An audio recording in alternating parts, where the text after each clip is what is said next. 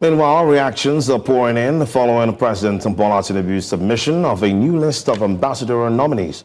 The People's Democratic Party has strongly condemned the selections, describing the list as reprehensible and scandalous. The president forwarded 32 additional names to the Senate for confirmation, coming just days after the first batch of 3 nominees was submitted. In a statement signed by the National Publicity Secretary, Imi Ememobong, the PDP alleged that the list features individuals viewed unfavorably by both the Nigerians and the international community, citing what it called integrity deficits and notable anti-democratic activities. Thank you very much. As it is always said, it's better to be late than never. You know, this ambassadorial nominee list is something that Nigerians have waited for too long.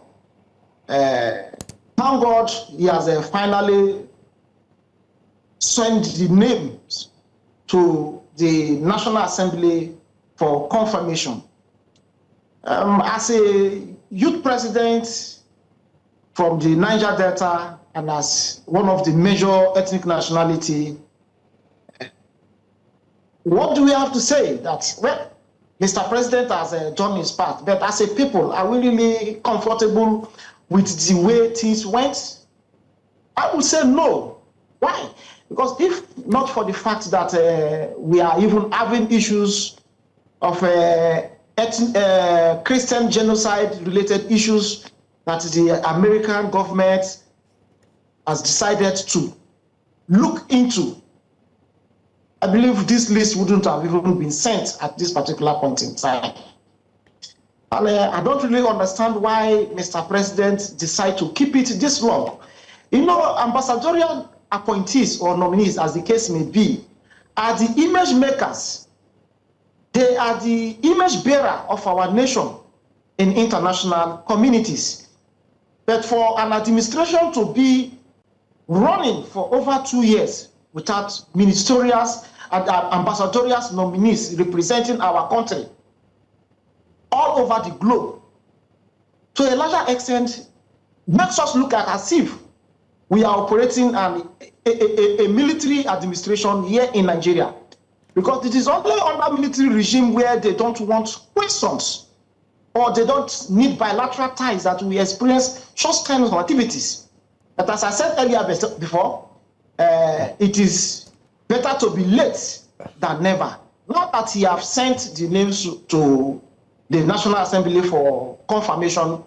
We believe those that will have the needed characters and integrity to manage and represent the image of Nigeria in their respective countries are going to do that. While we also have concern about some of the names that has been nominated. Because you see, ambassadorial nominees or ambassadors that are the image bearer of our nation to other countries cannot just be media influencers. These are men with integrity, people with proven character that you send so that where they are representing you, they will understand that, look, this person is an unstained person.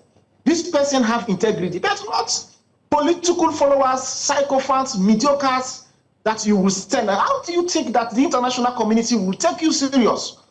When people that you are sending to represent your country are people that are beating the drum of praise when they have not even been appointed. You see, the international community like the US, the United Kingdom, England, Germany, these are sensitive group of persons.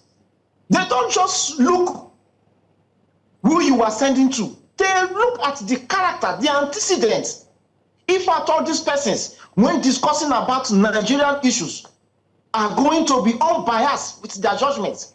You don't just bring psychophants because they are beating the drum of support at your own nation and you think that they are going to make good ambassadors. Mr. Alaye, to a larger extent, as a youth president, as a coalition president. Mr. Alaye, I was going to ask you, let's take a look at the list now. We have 15 career diplomats and 17 non-career nominees. From your standpoint, does this blend reflect competence and merit? This is what I've earlier said. The career diplomat, to a larger extent, these are persons that have been within the corridor of ambassadorial activities for a long period of time. Like the one from Bayelsa State is a seasoned administrator, someone that have represented Nigeria in international functions, and we believe in his competence as a career ambassador. But the non-career ambassadors, which are the former political, like, for example, now ambassadorial nominees, to a larger extent, is like a compensation for political patronage. And what makes you think that the international community is going to take you serious for bringing such persons, like for example, the particular person of concern today that is in the media space, the INEC chairman? What is that this man in question have done that merits him to represent Nigeria? Is it that they want to send him to Guinea-Bissau to go and resolve the coup, the ceremonial coup that is in Guinea-Bissau, or he wants to go and do electoral reform that he cannot do in his own country? This is the same person that came with the IRF, but at the peak of the election, decided to tell all Nigerians that it has been suspended. The same person with his team that went around the entire Nigeria, including international organizations as observers, that without the IRF report that there will be going to be no result, that the results that are going to be in the IRF portal is going to tally with what is going to be at the polling unit and the collation center. You are now sending such kind of person as an ambassador. The same thing under the Bola administration, where the retired chief of army staff, Brutai, was nominated as an ambassador. So the question we ask is, people that have proven high level of incompetence at our country level is now nominated to go and represent us as our image bearer. Which country within the European Union or UK or US that will take such character serious? They will understand and just conclude that Nigerian government is not serious. Like now, for example, let us discuss that this genocide-related issues, the Christian genocide that we said that is happening in the north. If somebody like Orlando Mokri is the Nigerian ambassador to US, then the US Senate or the US government will not take such character serious to sit down with him to discuss how those issues are going to be resolved? The answer is no. So what we are telling the Nigerian government is that what we want is how Nigeria as a nation can be represented internationally without bias. But sending persons with questionable character as our ambassador is a high level of disservice to the entire Nigerian people, and particularly the youth. Mr. Alaye, when we look at the list, still looking at the list, of course, I'd like to ask what stands out to you, especially in terms of youth inclusion, being that you're a youth leader yourself, in terms of representation in Nigeria's foreign policy space. What's your take on youthful inclusion based on that list?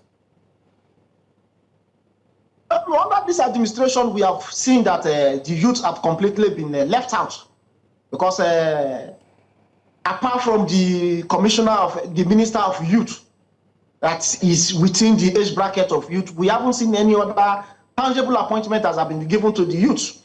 And if you look at the ministerial, the ambassadorial list that has been sent to the Senate for confirmation, you will see that the youth has been left out. And to a larger extent, we have also come to realize that the government of the day has decided to undermine and marginalize the youth. We are crying and praying for inclusion of youth in administration, and this administration have come to undermine the position of the youth. There is no youth leader, former youth leader, student, NAS youth president, or any youth coalition president that is of proven integrity that is in the ambassadorial list. Kudos to Mr. President that at least we have some females that are included, but youth inclusion, we don't see it, and that is some of the worries. This is a country that we have over 70% of youth participation, but at every given point in time, you see that the youths are always being marginalized and left out. We were expecting that in this list, at least we will have a fair representation as youth, but we have been sidelined. We have been sidelined completely. So when these people tell us that the youth are the future leaders of this country, sometimes we wonder if at all without participation, without inclusiveness, how we are going to be good leaders of tomorrow. Now, We are going to make our position very clear to Mr. President after this time. We are going to send our communique across why in his subsequent appointments or nominations, you need to include youth as ambassadorial nominees so that we can also be represented fully and equally. Now, Mr. Alaye, you've of course indicated that you think the youths have been sidelined in this particular administration. But how about for the women now? We have 10 nominees on the list this time around. What's your take on that in terms of the fact that, in your view, do you think this is progress or does this fall short of what young Nigerians expect? As a country that has been collaborating for youth inclusiveness, I believe 10 women out of 33 as ambassadorial nominee is a plus to the women community here in Nigeria. But as a youth, what we are saying is that we need youth inclusiveness.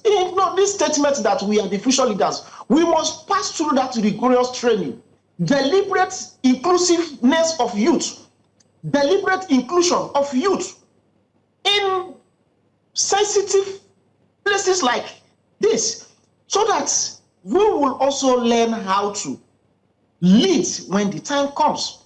But keeping us at the bench will definitely create a big leadership gap in this country that at the long run will affect the leadership credibility of this country.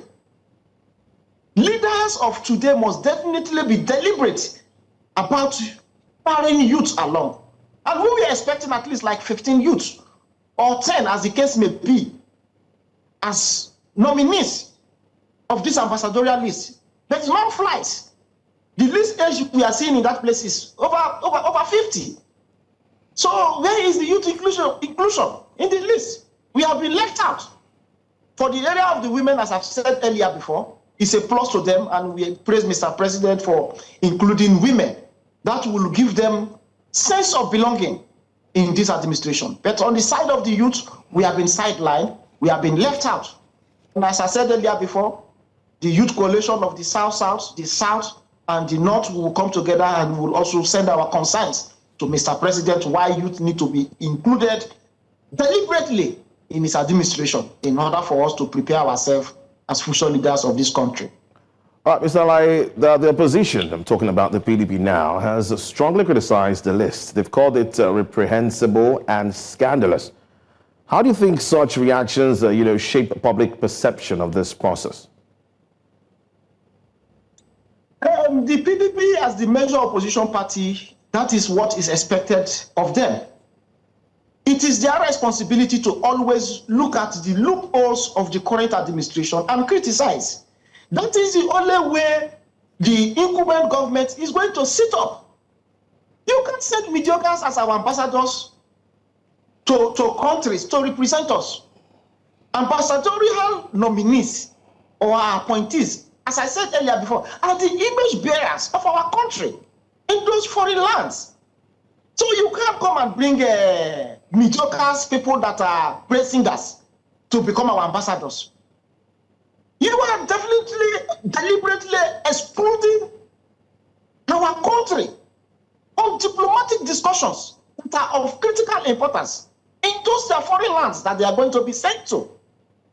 So the PDP is doing the right thing because we believe that some nominees ought not to make the list. Ambassadorial nominees or appointees are not political settlements that you gave to people because they have done your bidding. So for that singular reason, you are going to make them ambassadors to represent us. No. These are image bearers. So the best out of the best is what we will definitely send at every given point in time. And with the list, after when we critically scrutinize it, some of the characters lacked those credentials. So the PDP is at the right track, telling the president or the incumbent administration that this is not in the best interest of Nigeria and Nigerians. All right, thank you so much, Mr. Theophilus Alaye, of course, the Ijaw Youth leader. Thank you so much for having this conversation with us.